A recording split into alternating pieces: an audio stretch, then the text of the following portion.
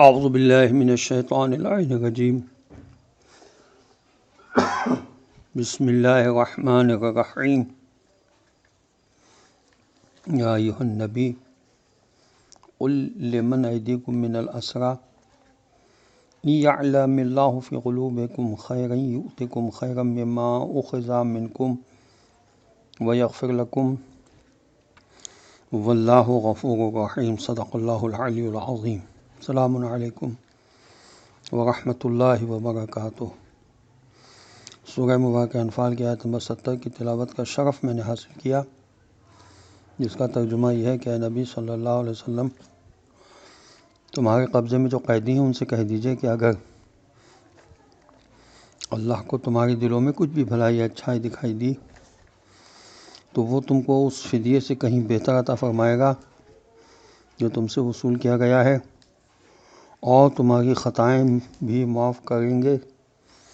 تمہاری خطائیں بھی معاف کر دے گا، کیونکہ اللہ تو ہے ہی بڑا بخشنے والا، بڑا رحم کرنے والا۔ اس آیت کے ذیل میں تفسیر تبیان میں لکھا ہے کہ خیرن سے مراد بھلائی ہے، خیر خواہی، خلوص، اچھا چال چلن، اچھی نیت، دین کی بصیرت، عقل و فہم وغیرہ سب اس میں شامل ہیں۔ اور تفسیر فصل الخطاب میں علامہ علی نقی صاحب نے اس آیت کے ذیل میں لکھا ہے کہ فدیہ دینے والے کافروں سے کہا جا رہا ہے کہ اگر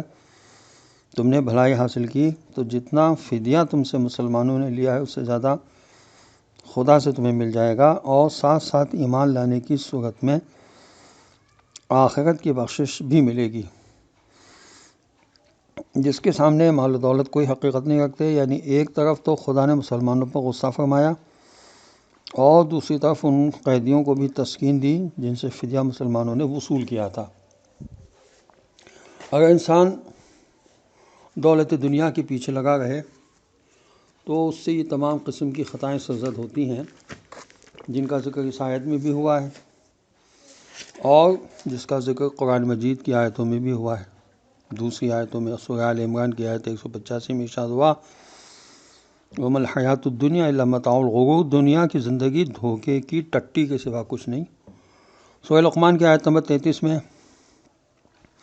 اور سورہ فاتح کی آیت نمبر 5 میں ارشاد ہوا فَلَا تَغُرَّنَّكُمُ الْحَيَاةُ الدُّنْيَا وَلَا يَغُرَّنَّكُم بِاللَّهِ الْغَرُورُ، تو کہیں تم لوگوں کو دنیا کی چند روزہ زندگی دھوکے میں نہ ڈالے اور کہیں تمہیں کچھ فریب دینے والا شیطان کچھ فریب نہ دے دے۔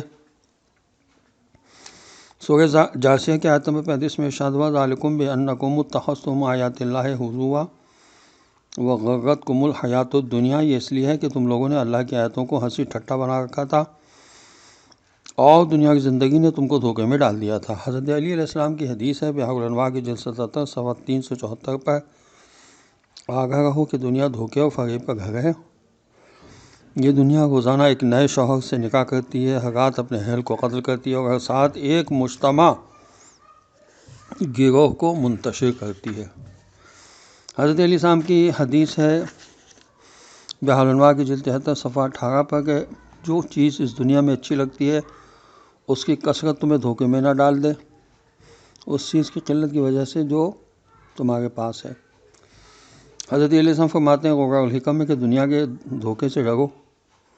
کیونکہ وہ اپنی ظاہری اچھائیوں سے ہمیشہ بار بار دھوکے دیتی رہتی ہے اور اپنے اوپر اطمینان کرنے والے اور اس میں رہنے والے کے قدم اکھاڑ دیتی ہے۔ حضرت علیہ السلام کا خطبہ ہے نہج البلاغہ میں جس کا نمبر 111۔ اس میں مولا علی ارشاد فرماتے ہیں کہ دنیا دھوکہ باز ہے، اس کی ہر چیز میں دھوکہ، وہ خود فنا ہو جانے والی ہے اور اس میں رہنے والا بھی فانی ہے، اس کے کسی ذات میں سوائے ذات تقویٰ کی بھلائی نہیں ہے۔ حضرت عیسیٰ علیہ السلام فرماتے تھے، یہ بحر الانوار کی جلد 73 صفحہ 120 میں موجود ہے کہ یہ دنیا دھوکے باز اور ایذا رساں ہے، فریب خوردہ ہے۔ وہ انسان جو اس سے فریب کھا جائے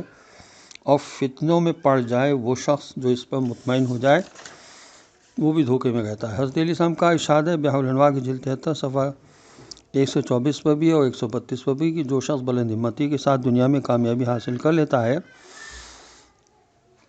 وہ فریب خوردہ نہیں ہے اس شخص کی مانند جو اپنے تھوڑے سے حصے کے ساتھ آخرت میں کامیابی حاصل کر لیتا ہے۔ وآخر دعوانا الحمد للہ رب العالمین، والسلام علیکم ورحمۃ اللہ وبرکاتہ۔